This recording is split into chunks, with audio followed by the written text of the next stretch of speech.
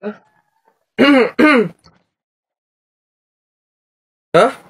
Hoy, babe! Oh, baby ko, 143, bakit? Dalawa ba account ba sa Instagram? Aha? Wala! Ito may nag-chat sa akin, no? Mukha mo yung nasa profile. Eh, alam mo, babe, poser ko yan. Ganito ang gawin mo, pag-tripan mo nga yan, ipa-fall mo sa'yo, i-entertain mo. Tapos, pag makikipag-meet ka na, ako yung sisipot para malaman kung sino ba yung poser ko na yan. Wait lang, wait lang. Ano kaya pwedeng i-chat dito?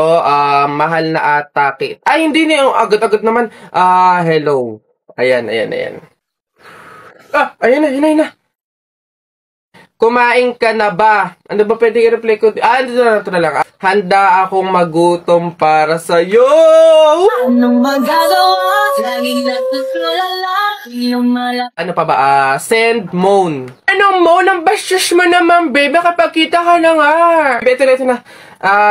Feel ko mahal na kita, kaya magkita na tayo sa ilalim ng tulay. O, yun na, babe. Nasaan na ba yun? Ate Lloyda, ikaw ang poser ko? Hindi Hindi ko nga alam yung mga poser-poser na yan eh. May tinitignan lang ako ditong kangkong. Huwag ka na magkaila, huling-huli ka na. Ikaw lang naman yung kausap ng jowa ko na magkikita kayo dito sa ilalim ng tulay. Bakit mo naman nagawa yun? Di mo naman sinabing may asim ka pa pala? Pasensya ka na, Iha. Ang pogi kasi ng boyfriend. Ay, hindi. Ano kasi, ang dami mo kasing followers sa Instagram. Naiinggit ako. Baka ako pag ginawa kita ng poser, dumami din yung followers ko sa Instagram. Madali lang naman dumami yung Instagram followers. Gusto mo ba? Abay, oo naman. Paano ba yan? Pumunta ka sa TikTok account ni Kenkoy. Click mo yung link doon sa bio niya. Tapos ayun na, doon mo malalaman kung paano dumami ang Instagram followers. Siya, ganun lang pala kadali. Sige, pasensya ka na. Basta click mo yung link doon sa bio ni Kenkoy para dumami yung Instagram followers mo. Tara na, magsiuwi na tayo. Si Ate Lloyda yung kausap ko sa chat. Iba't ibang klase ng member sa thesis. So, ayun guys. Sana clear na sa inyo yung bawat parts ninyo Meron ba kayong tanong or any suggestions? Ako, leader. Suggestion ko lang, what if magsama-sama tayong gumawa? Diba? Kasi diba, para mas mabilis natin siyang matatapos, smooth lang ganon, and diba mas nakakasipag yun? So, saan tayo? Anong oras? Guys, ganito kina Angela tayo gagawa. 8 yung hintayin natin sa 7-Eleven, then 9 AM naman yung start. O maayos na usapan niya na, makiko-operate tayo. So excited! See you guys! Kaya natin to, laban lang. Nasa na kaya yun? 8:55 na, wala pa? Kala ko ba 9 yung start? Oo nga, siya pa naman nag-set up nito. Leader, may tanong lang sana ako. Ano ba yung mga parts namin sa research para naman at least maumpisahan na namin yung revision? Actually, tapos ko na lahat. Wait na lang natin i-approve. Hala, paano kami? Ano pang gagawin namin? Kung tinapos mo na pala lahat. Okay lang yun. Carry ko naman. Tsaka iniisip ko kasi baka busy din kayo, so ayoko naman dagdag yung gawain nyo. So, carry, okay lang. Uy, may chat si leader Voice message. Guys, pasensyahan na lang po sa mga walang tinutulong dyan FYI, individual pa din po yung grade. So, good luck na lang sa inyo. Nakakapagod na sa totoo lang. Yun lagi na lang ikaw yung gumagawa. Te, hindi mo kami pinatulong, te. Sinabi mo, tinapos mo na lahat. Ngayon, magreklamo ka. Mats din tong leader na to So, ayun guys, start na tayo mag-print out ng research natin. Need natin magambagan ng tig 100 pesos. Beb, how much ba lahat ng print? Siguro mga 2 to 300 pesos. Okay lang naman siguro, no? So, ako na bahala dito. Para naman mabawasan na yung pag-iisip ninyo. And gets ko naman yung iba na medyo kapo. So, ako na to. Ako na din bahala sa food ninyo, sa print out, book bind, and everything. Basta, kayo na bahala sa buong papers ng finals. Okay lang naman siguro yun, no? Shucks, guys! Good luck sa defense natin bukas, Kaya natin to. Yes! Good luck sa atin, guys! Let's go! Lo, Saan lumitaw yun? Ay, buhay ka pa pala, be. Halos buong semester ka kasing hindi naggalaw ng baso, Dinaig mo pa yung multo, at least nagpaparamdam. Ikaw halos hindi na. Ikaw buong introduction, Be, ang sarap nito, no? True, pati yung price ko.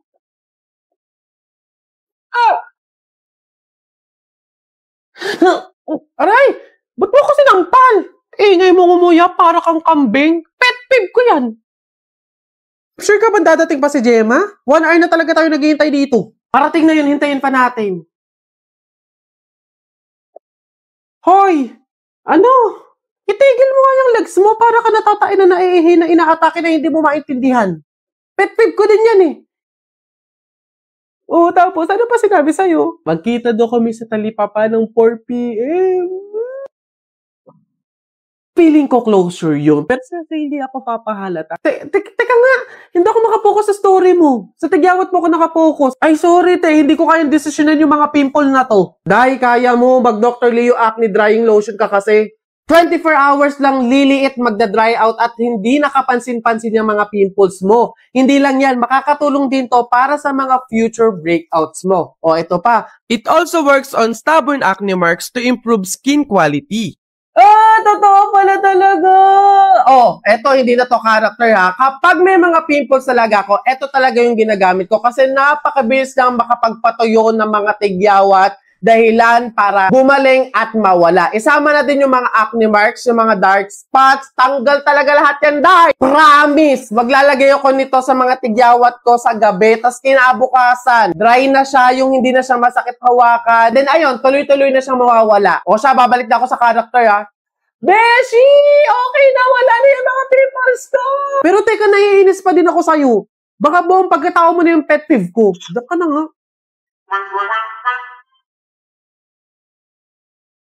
Huh? Charles!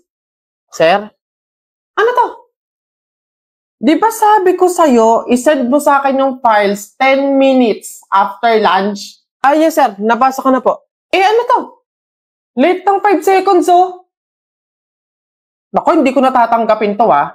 Expect mo yung IR mo. Hala. Ira? Sir? Nakita mo na ba yung sinend ko sa'yo?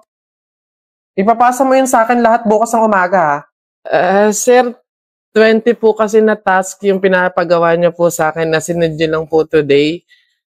Mukhang malabo pong matapos ko po yun agad. Ay, iha. Hindi ko nakasalanan yun. Pwede naman mag-IR kung bet mo. Ayos. Nasa si Joshua? Ang dami pa nung gagawin dito ah.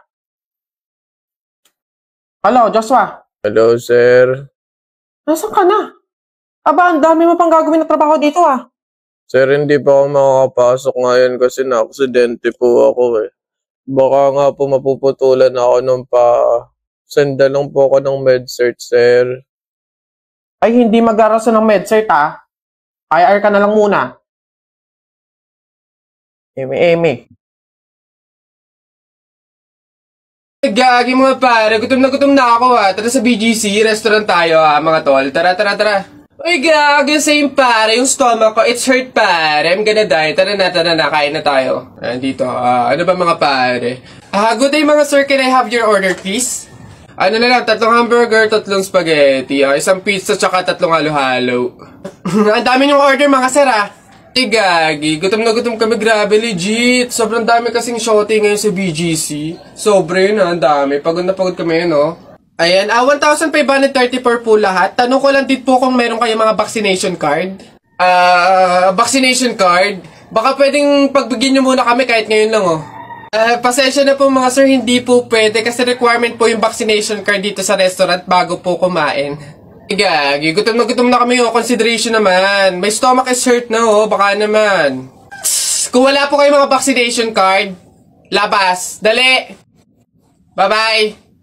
Bad trip naman. Tara mga pare, gagi. Magka-rinderya na lang tayo. Tara naman. Ano ba yan? Hoy! Ano yung ginagawa mo? Ay, bakit po? Kasi bawal yung ginagawa mo. Hindi pwedeng punasan yung salamin ng kabaong, pamahiin yun, masama yun. Alis dyan, itigil mo yan. Ay, wow! Kayo pa tong may ganang magalit, ako na nga to nagmamalasakit. Pamahiin pa rin, ha? Tingnan mo, nasan yung patay dyan? Hindi ko na maaninagan yung mukha sa sobrang gabok ng salamin, Ha? Ay, sorry. Bili na lang ako bagong kabaong. Ay, check ko nga yung book ko. Baka andyan na. Wait. Please, sana po maganda yung motor. Sana maganda yung motor.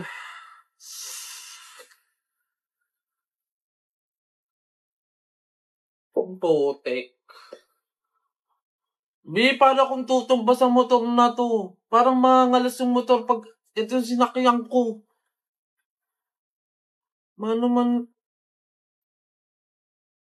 Ay, Talaga, kapag talaga, nagkaroon ng zombie dito sa Pilipinas, takting yan. Pupunta talaga ako sa mga 7-Eleven para hindi ako mamamatay doon. Madami akong kakainin doon, hindi ako magugutom. Ako talaga, malupit yun. Magpapanggap akong zombie. Akala nila kasama nila ako, pero totoo, buhay pa rin ako. Hindi nila ako kakagatin, mabubuhay pa rin ako, hindi ako mamamatay. Gaganto ako doon. Ayun na yun, mas astig yung sa akin. Kukuha ako ng mga baril, yung mga shotgun. Talaga, pagbabarilin ko yung mga zombie na yan. Sino ba yung mga maiingay niya? Hoy, mga bata kayo, magsiuwi nga kayo sa inyo. Ang babaho ninyo. Iingay. Isa, mudawa, ruta. Hoy, mga bata kayo, alauna na ng hapon. Magsitulog na kayo. Hala, Nay, di pa ako inaantok eh. Oo nga, Nay, bukas na lang. Ayan. Kaya hindi kayo mga nalaki, puro kayo laro eh. Matulog kayo doon. Sinasabi ko sa inyo kung ayaw nyo mabuntal. Babantayan ko kayo ha. Sinasabi ko sa inyo.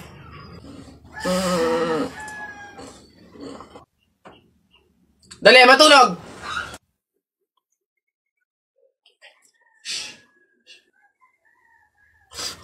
Ayun.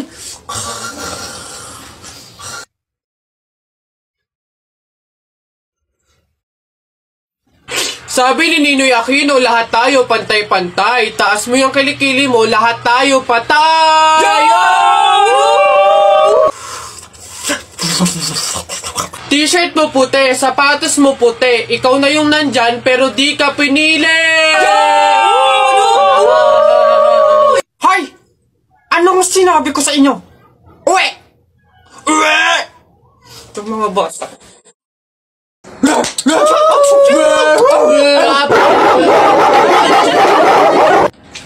Wala na. Pakaiingi. Sige, magpahabol kayo sa aso. Pag kayo mga nakagat at na hospital pa kayo, hindi ko kayo mga sagutin, ha? Ang babantot ninyo. Nay! Ano na naman yon? Natakot ako kagabi. Ha? Bakit? Diyos ko, nalagasan daw ako ng ngipin, Nay. Buti pa naginip lang yun. Ha? Naku, masamang pamahiin yan, na. Pag doon na naginip na nalagasan doon ng ngipin, naku, madami daw pamilya ang mamamatay. Ito.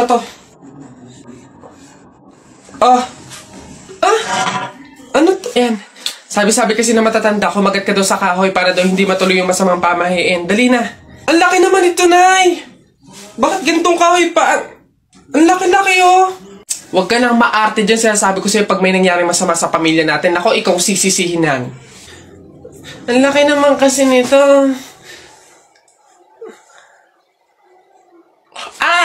Mabuti nga yun, sumunod ka sa pamahiin. Mas mabuti na yung siguradong walang mangyayari. Nay.